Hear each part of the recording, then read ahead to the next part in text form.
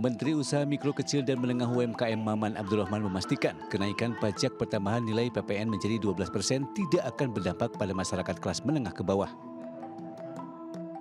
Menurut Maman, hal tersebut karena barang yang dikenakan kenaikan tarif PPN merupakan barang-barang mewah dan premium.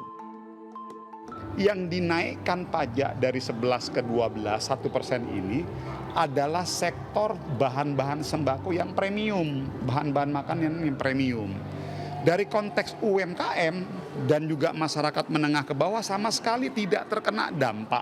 Yang dinaikkan pajak 11 ke 12 itu bagi makanan-makanan yang premium, hotel-hotel kelas yang cukup tinggi, terkait transportasi umum. Enggak. Nah, poinnya saya mau sampaikan itu. Untuk meredam dampak kenaikan PPN, pemerintah sudah menyiapkan berbagai insentif, termasuk bagi para pengusaha UMKM seperti keberlanjutan insentif PPH Pinal UMKM 0,5% selama 7 tahun yang bisa diperpanjang. Sementara bagi para pengusaha UMKM yang baru mendapatkan insentif selama 2 atau 3 tahun masih diberikan jangka waktu 4-5 tahun ke depan.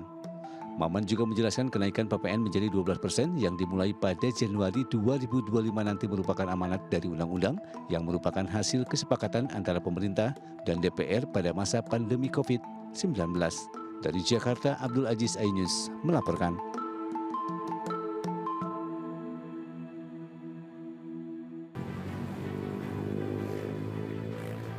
Video amatir merekam saat bus yang mengangkut puluhan wisatawan religi asal Tempel Turi Sleman, Yogyakarta terbakar di Jalan Jogja Solo, Delangu, Klaten, Jawa Tengah.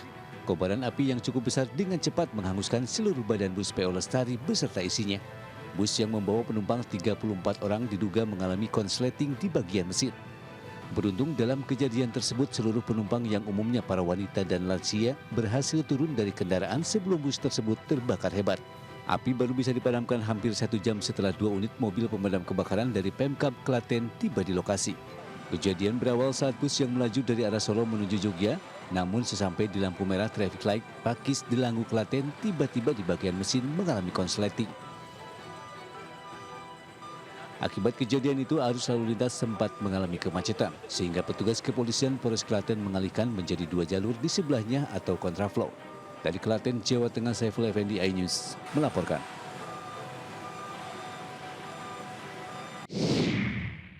Kalau pas udah sampainya Bapak bilang 850.000, itu udah nggak sesuai sih Pak. Beredar video di media sosial aksi seorang joki petunjuk jalan di kawasan wisata Puncak Cisarua Bogor meminta wisatawan membayar jasa pengantaran Rp850.000. Padahal sebelum diantar, joki meminta dibayar seikhlasnya.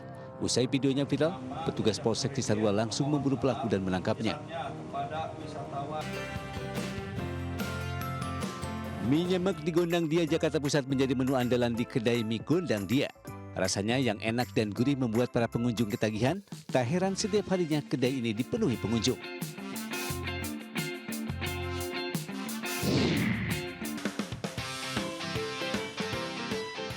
Jelajah desa dengan mobil kuno di Bantul, Yogyakarta bisa jadi pilihan agenda wisata akhir tahun. Komunitas pemilik mobil kuno akan membawa wisatawan berkeliling kawasan pedesaan dan wisata alam dan mengunjungi rumah produksi UMKM langsung di rumah warga.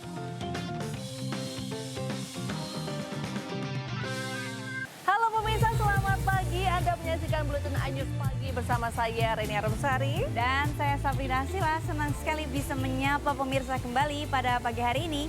Ya walaupun sekarang cuacanya sering banget hujan ya Sabrina, tapi harus tetap semangat dan menjaga kesehatan supaya nggak gampang sakit.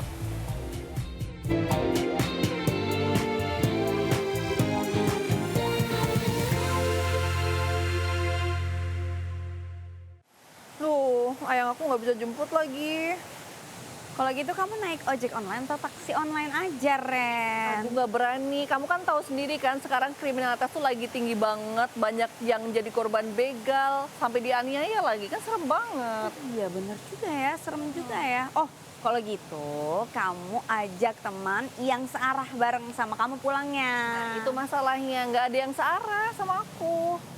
Gimana ya? Oh, kalau gitu kamu tetap bisa naik taksi online ataupun ojol. Nah, di sepanjang perjalanan nih, kamu share live location sama orang terdekat kamu supaya mereka tuh tahu posisi kamu di mana dan jangan sampai lewat jalan yang sepi. supaya nggak kejadian seperti peristiwa yang berikut ini. Benar. Tarik. Kepungan massa di lokasi yang siap melakukan aksi main hakim sendiri membuat pria terduga pelaku penjamretan ini kian terpojok dan siap menceburkan diri ke dalam aliran kali Anak Ciliwung di Jalan Gunung Sahari Raya, Sawah Besar, Jakarta Pusat. Beruntung seorang petugas kepolisian berhasil mencegah aksi nekat tersebut dan membawa terduga pelaku kembali ke atas. Evakuasi ternyata tak semudah yang dibayangkan. Banyaknya warga yang masih geram langsung menghakimi terduga pelaku saat akan digiring masuk ke dalam mobil. Pria ini merupakan terduga pelaku jamret yang kabur saat mendapat perlawanan dari korbannya sendiri. Korban adalah seorang wanita penumpang sepeda motor yang langsung melawan saat menyadari tasnya tengah dijamret. Perlawanan korban memicu perhatian para pengguna jalan lainnya yang membuat terduga pelaku langsung turun ke kolong jembatan untuk menceburkan diri ke dalam kali. Jadi saya melihat aja gitu. Dia kabur gitu atau gimana, Pak? Ya dari sana dikejar, nyebur ke kali sini gitu. Terus saya pikir apaan gitu. Ya tahu-tahu ada datang polisi, dibawa polisi. Berhasil dievakuasi dengan wajah babak belur, terduga pelaku kemudian dibawa petugas ke Polres Metro Jakarta Pusat untuk menjalani pemeriksaan. Dari Jakarta Pusat, Ranistun Sanjaya iNews melaporkan.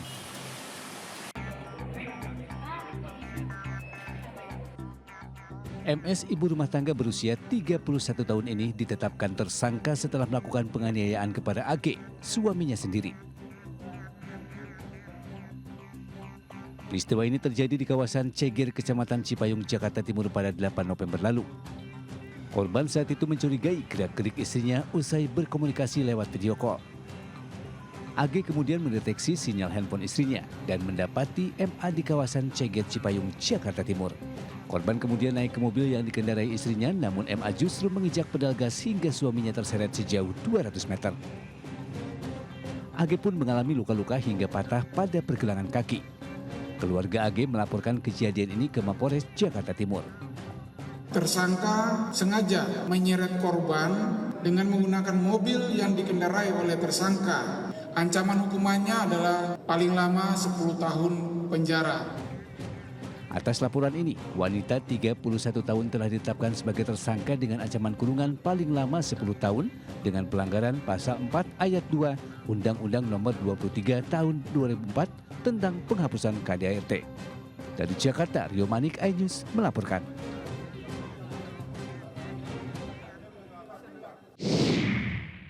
Kalau pas udah sampainya Bapak bilang 850.000, itu udah nggak sesuai sih Pak dengan saya, apalagi teman-teman saya juga.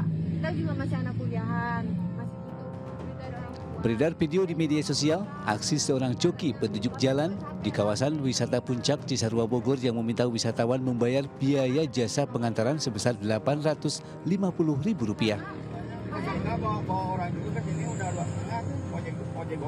Iya, tapi 850 udah parah Pak, itu udah kayak saya ke Bandung.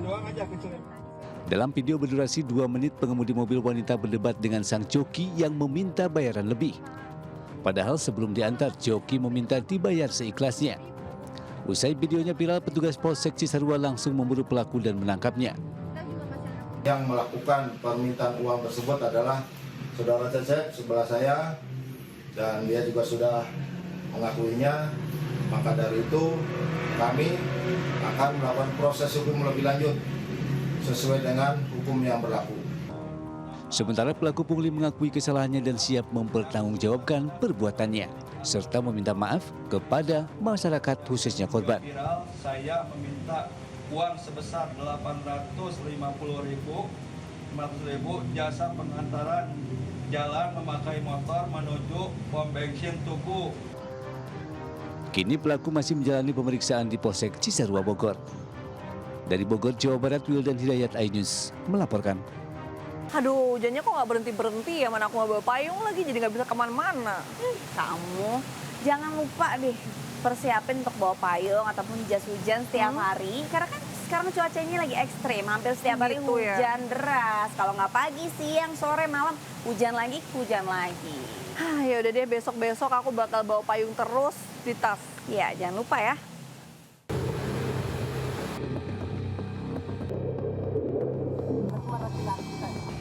Banjir besar menerjang Kabupaten Baru, Sulawesi Selatan. Derasnya arus air membuat rumah-rumah warga dan sejumlah kendaraan roda 4 terendam banjir di beberapa lokasi, termasuk di wilayah Paciro Baru, Sulawesi Selatan. Di Kecamatan Balusu, selain rumah warga yang roboh, sejumlah ruas jalan juga longsor. Sementara di Kecamatan Baru, wilayah terparah ketinggian banjir mencapai lebih dari 1 meter. Proses evakuasi warga termasuk balita dan lansia pun berlangsung dramatis. Masyarakat diimbau untuk tetap waspada dan mengikuti instruksi dari petugas terkait cuaca yang terus berubah. Tim SAR terus berusaha untuk menyelamatkan korban dan meminimalisir dampak bencana tersebut. Dari Kabupaten Baru, Sulawesi Selatan, Udin Sahrudin, iNews melaporkan.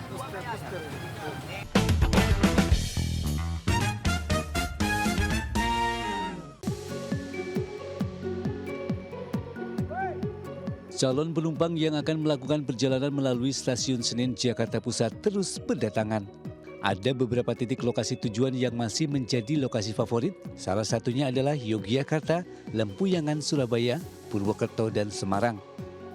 Para penumpang yang hendak mengisi waktu libur Nataru memilih keberangkatan lebih awal, mengingat kepadatan diprediksi akan terjadi pada 25 Desember 2024.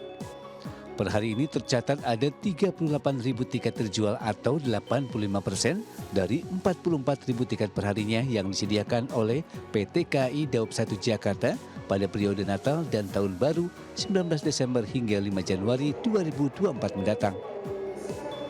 PT KAI Daob 1 Jakarta memberangkatkan 79 KA sudah termasuk KA tambahan perharinya. Dengan total 1.415 destinasi tujuan yang berangkat dari Stasiun Gambir dan Stasiun Pasar Senen.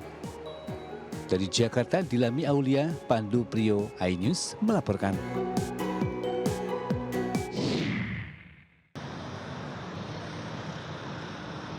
Kondisi Simpang Gadok menuju Puncak terpantau ramai lancar. Belum ada kepadatan yang terlihat dari kendaraan yang melintas menuju Puncak maupun sebaliknya. Antrian kendaraan yang terjadi di Simpang Gadok pada minggu kemarin hanya terpantau sepanjang 100 hingga 200 meter saja. Berbeda dibandingkan pada hari Sabtu yang mencapai 2 hingga 3 km. Pihak kepolisian juga sudah membuka secara normal jalur Simpang Gadok menuju Puncak setelah sebelumnya memperlakukan skema ganjil genap mulai pukul 6 hingga 8 pagi. Tim Liputan iNews melaporkan.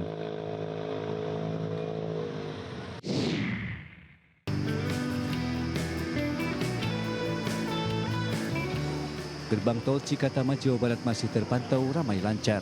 Meski belum terlihat kepadatan, pihak Jasa Marga sudah memperlakukan sistem kontraflow di ruas tol Jakarta Cikampek dari KM 47 hingga KM 65 untuk mengantisipasi lonjakan kendaraan. Jasa Marga juga akan melakukan sistem kontraflow di beberapa hari ke depan mulai pukul 6 pagi hingga 12 siang.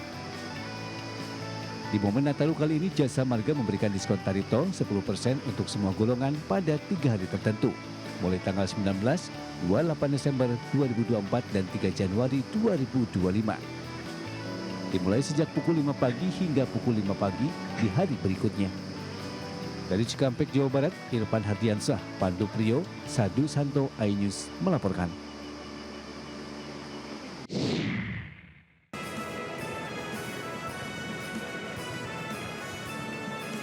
Dua hari jelang Natal, pergerakan penumpang pesawat di Bandara Soekarno-Hatta, Tangerang, Banten sudah memadati area konter check-in sejak pagi. Antrian nampak mengular karena meningkatnya animo masyarakat yang hendak berlibur dan pulang kampung. Pengelola Bandara Soekarno-Hatta mencatat tren peningkatan penumpang masih terjadi hingga hari ini. Hingga kini jumlah calon penumpang sebanyak 185.100 orang yang datang maupun pergi melalui Bandara Suta. Tak hanya itu, pergerakan pesawat sebanyak 1.140 penerbangan baik domestik maupun internasional. Dari Tangerang, Banten, Nata Arman, Nadifa Putri, iNews melaporkan. Games Plus Arcade tersedia hanya di RCTI Plus Super App. Mainkan sekarang. Akhir pekan gini enaknya tuh makan apa ya, Ren, abis ini ya?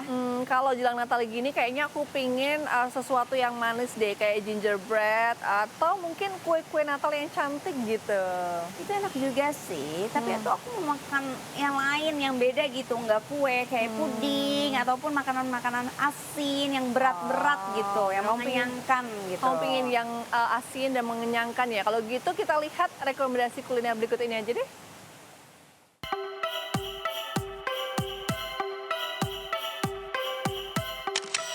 Gingerbread atau roasted chicken bisa jadi kuliner pelengkap kehangatan Natal. Membuatnya perlu bumbu dan rempah. Nah, rempah ini tak hanya bisa dimanfaatkan di dapur, tapi juga bisa jadi aksesoris Natal. Pohon Natal rempah setinggi 3 meter ini dibuat oleh sebuah hotel di Sidoarjo, Jawa Timur. Dibuat dari puluhan kilogram rempah-rempah seperti jahe, lengkuas, serai, asem, kunyit, kayu manis hingga kayu secang. Sebelumnya aku tuh baru tahu kalau pohon Natal di belakangku ini tuh dari rempah-rempah yang dikeringkan terus disusun jadi pohon Natal kayak gini. Menurutku ini keren karena aku nggak pernah menemukan sebelumnya kayak gini. Jadi menurutku ini keren banget filosofinya. Jadi kan kalau Natal lebih melambangkan kayak kehangatan, kekeluargaan gitu ya. Nah sedangkan si Indonesia ini diketahui banyak kekayaan yaitu rempah-rempah. Nah akhirnya kita gabungkanlah itu Natal dengan rempah-rempah kekayaan Indonesia. Jadilah pohon Natal yang berasal dari rempah-rempah. Pohon Natal aneka rempah Nusantara ini dikreasikan untuk menunjukkan kehangatan, pengharapan, kemakmuran, dan juga kesehatan di perayaan Natal tahun ini. Dari Sidoarjo, Jawa Timur, Pramono Putra, iNews melaporkan.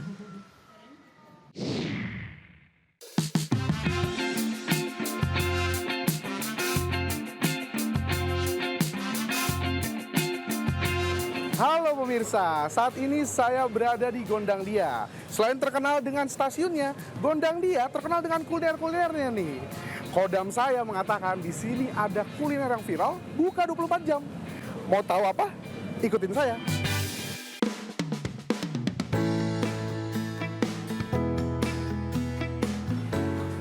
Beli mas. Oke, apa benar ini tempat kuliner yang terkenal itu yang karyawannya ganteng-ganteng? Iya, ganteng-ganteng. Oh, oke. Saya lihat di sini ada mie instan goreng sama pancong. Betul. Oke. Mie nyemek goreng 1 sama pancong. Pancongnya setengah matang ya? Soalnya yang matang-matang saya nggak suka. Saya suka yang setengah-setengah matang. Boleh. Oke.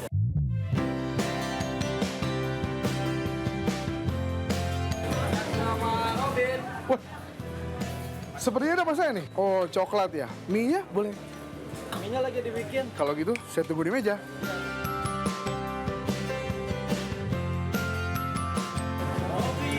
Oh, saya bang, saya. Oh, oke. Ini makan nggak ada minumnya bang? Ada, mau pesen minum. Oke, kalau gitu saya pesen teh tarik manis. Ya, mie sudah ada, kue pancongnya sudah ada. Tinggal tunggu minumnya aja.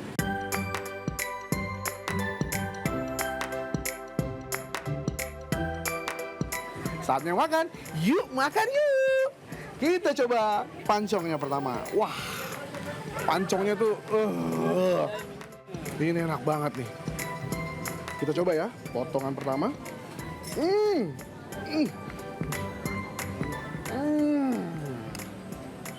Nyerah. Coklat itu nyerah banget di dalamnya. Selain rotinya juga lembut, rasa coklatnya tuh ngelawan banget, ngelawan pokoknya deh.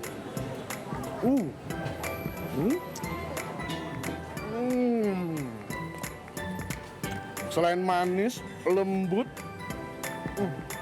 ditelannya tuh, wah pasrah deh pokoknya. Selain kue pancong, kita akan coba mie nyemeknya. Ini cara baru menikmati mie instan, oke?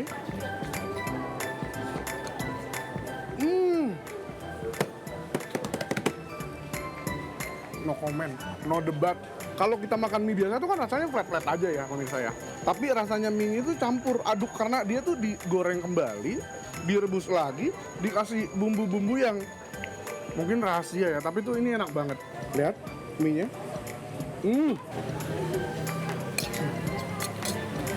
Parah ini. Pancong tadi harganya cuma Rp10.000. Ini juga nih mie nyemek. Dia tapi ada berbagai varian ya. Saya saat ini lagi nyoba yang polos. Sekitar Rp15.000. Minumnya sih lebih pada umumnya ya pemirsa ya. Karena ya cuma teh tarik biasa tapi harus gitu minumnya kan. Karena ini teh tarik ya. Kita ulang kayak gini minumnya. Wah, muncrat-muncrat ternyata. Jajan dan kuliner di daerah Gondang Dia itu minimalis banget. Bisa 10.000, 15.000, dan 8.000. Nggak nyampe 50.000 rupiah pemirsa, ya kan? Mau tanggal tua, tanggal yang belum tua, apalagi tanggal muda. Kalau tanggal muda boleh ngajak teman-teman ke sini. Selanjut lagi.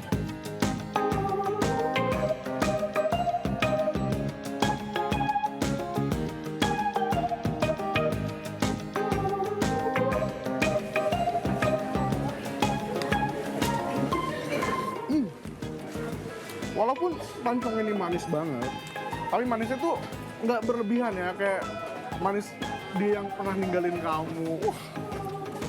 Pokoknya yang merasa ditinggalin, makan ini. Hati yang terluka karena manis janji-janjinya itu akan hilang. Mantap!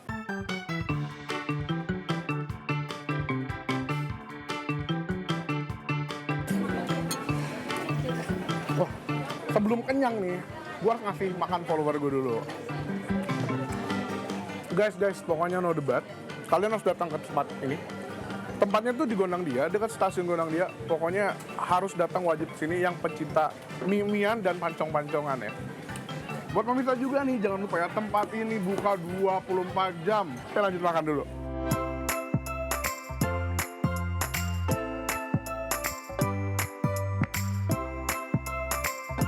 Biar nggak lama.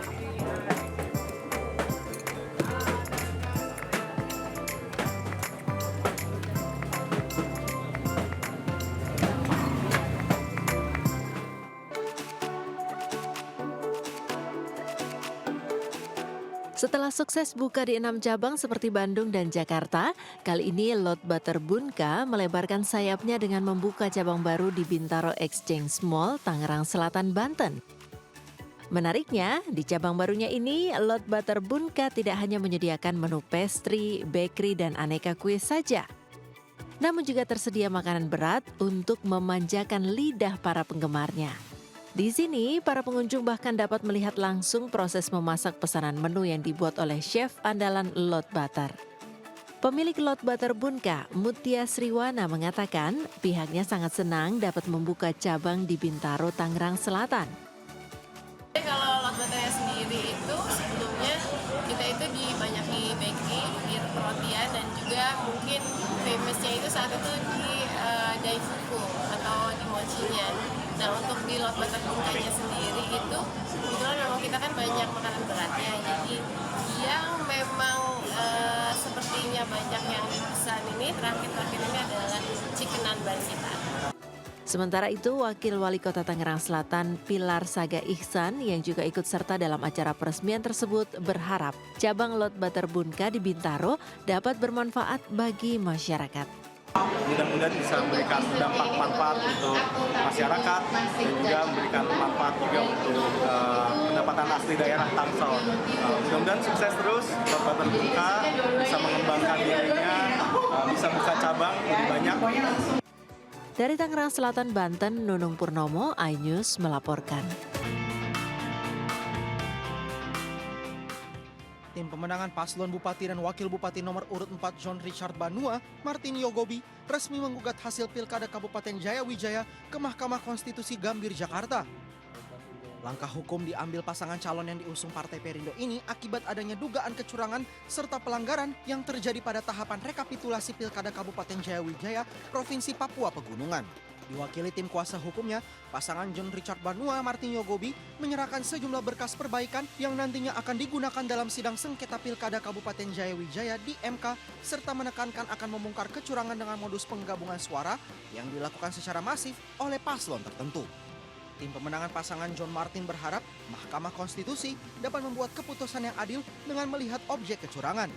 Yang tadinya kami secara real di lapangan suara rakyat itu kami yang unggul, bahkan mungkin di atas 30% di TPS, tetapi karena terjadi penggabungan suara dari pasangan tertentu kepada pasangan tertentu lainnya saat pelaksanaan di PPD, waktu pleno di PPD bahkan berlanjut ke KPU.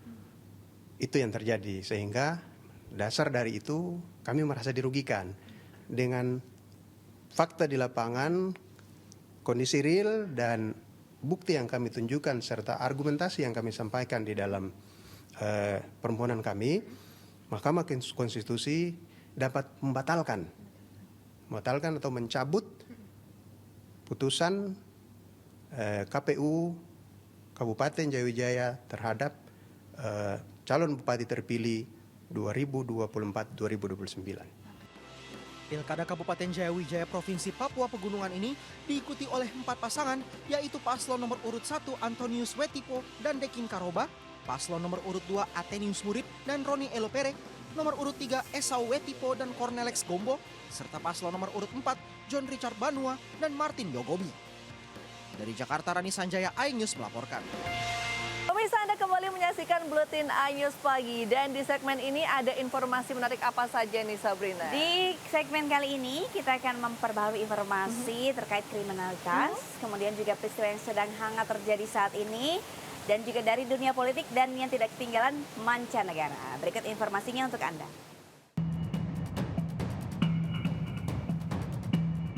Kasus pemberedelan pameran seni lukis karya seniman Yos Suprapto yang dilakukan oleh pihak Galeri Nasional beberapa waktu lalu kini kian melebar. Sang seniman bersama dengan Yayasan Lembaga Bantuan Hukum Indonesia akan melakukan langkah-langkah hukum untuk mendapatkan kejelasan mengenai kelanjutan dari pameran tersebut. Dalam konferensi pers yang digelar di gedung YLBHI Sabtu lalu, Yos Suprapto menjelaskan langkah hukum tersebut akan diambil setelah dirinya berupaya untuk melakukan dialog dengan sejumlah pihak yang terlibat dalam polemik ini. Dalam hal ini harus ada dialog dua arah. Saya akan menanyakan kalau ini tetap tidak bisa diakses oleh masyarakat luas dan tetap dikunci dengan alasan apapun juga, dan karya-karya saya tetap di dalam censorship, lebih baik tidak perlu harus ada pameran. Itu.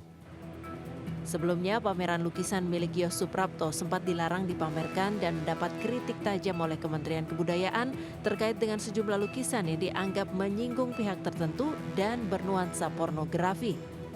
Pameran pun ditunda hingga batas waktu yang belum ditentukan. Dari Jakarta, Muharlin dan Muhammad Zulkarnain, iNews melaporkan.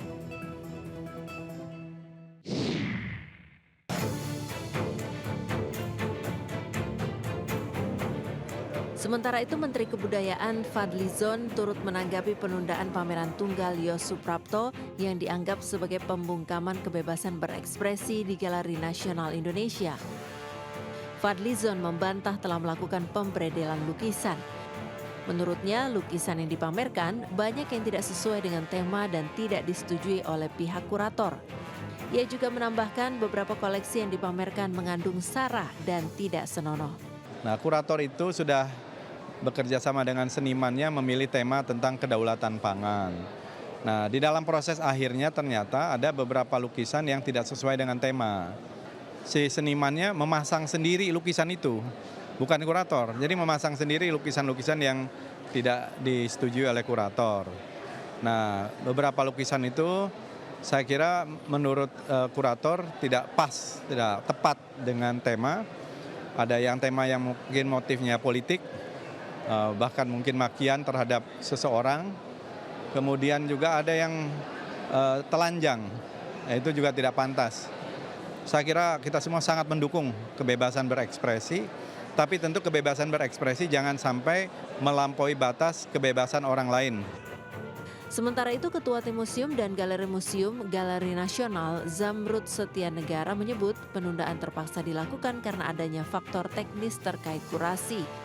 Ia menjelaskan 5 karya dari 30 lukisan yang ditolak tampil oleh kurator Suwarno Wisetrotomo karena dinilai keluar dari konsep yang ditentukan. Pihak Museum Seni Galeri Nasional Indonesia menurutnya hingga kini masih menunggu kesepakatan antara kurator dengan seniman kapan pameran tunggal tersebut bisa dilaksanakan. Dari Jakarta, Tim Liputan iNews melaporkan. Tren liburan akhir tahun, enaknya jalan-jalan kemana ya? Kalau aku sih ya, karena ini deket sama Natal dan Tahun Baru, aku pingin ke tempat-tempat yang ada dekorasi Natalnya yang cantik gitu, kayak di mall-mall atau di taman tapi yang lampunya kelap-kelip cantik gitu. Itu seru juga sih, tapi sebenarnya nih Ren, aku maunya tuh liburannya ke tempat yang lebih tenang, seperti alam-alam gitu. Itu menarik sih, apalagi kalau bisa ngajak keluarga dan juga Ayang ya. Kalau gitu kita lihat liputan wisata berikut ini.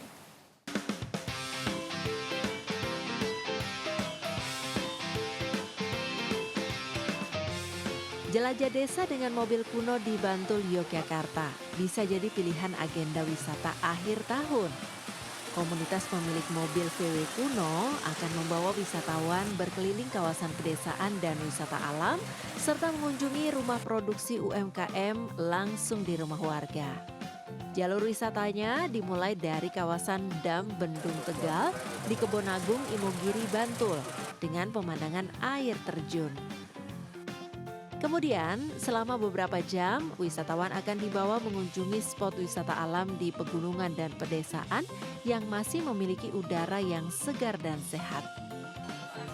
Para pengunjung juga akan dibawa mengunjungi rumah para pengrajin batik maupun sentra UMKM yang memproduksi makanan serta jajanan khas. Di rumah produksi UMKM ini, pengunjung bisa menyaksikan langsung pengolahan makanan tradisional yang bisa dibeli dan dibawa pulang oleh pengunjung sebagai oleh-oleh. Tentunya dengan harga yang lebih murah dari harga toko. Ternyata menarik sekali ya ini di Imogiri kita ada paket tour dengan naik VW dengan view-nya yang sangat luar biasa. Tadi kita lewat perkampungan, lewat sawah dengan udara yang masih seger banget, masih bersih. Teman-teman itu punya inisiatif untuk membuat trip sendiri di Imogiri. Jadi untuk trip kita itu ada 3 paket. Yang pertama short trip 2 jam, medium trip 3 jam, sama long trip 4 jam. Wisata jelajah desa baru dikembangkan sejak 1 tahun terakhir. Menawarkan 3 trip, yakni short trip dengan durasi 2 jam, medium berdurasi 4 jam, dan long trip dengan durasi 6 jam. Satu mobil VW bisa diisi hingga 4 wisatawan dengan biaya mulai dari Rp400.000 hingga Rp750.000 per mobil sesuai dengan durasi waktu yang diinginkan. Dari Bantul, Yogyakarta, Trisna Purwoko, iNews melaporkan.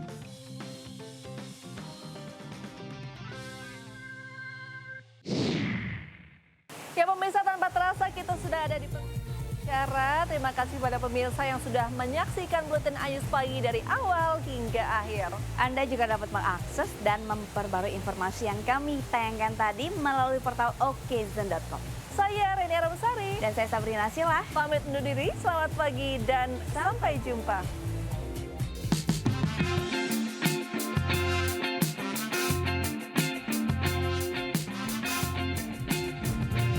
Halo pemirsa.